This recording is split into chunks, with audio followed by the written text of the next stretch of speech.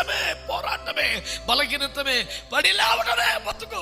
ఒక కవిత రాశాను. నాలో లోపములు ఉన్న మాట నిజమే గాని నీ అంచనాలకు చేరలేదన్న మాట నిజమే కానీ గురి పెట్టుకునే ప్రయాసపడుతున్నాను. యేసు నిలచి వాని పిలచి పులకించిపోద్దు. నాకు ఆ పదాలు చెబితే మరణం ఆపలేకపోయిందండి ఆయన్ని, పాతాళం ఆపలేకపోయింది. ఇవిడి తరం కదా నాపడం.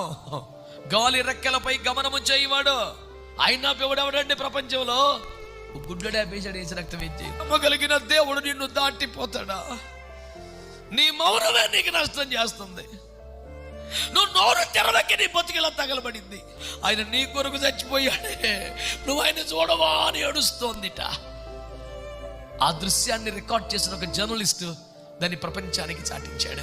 పాతాళం యొక్క తాళపు చెవులు లాక్కని మరణ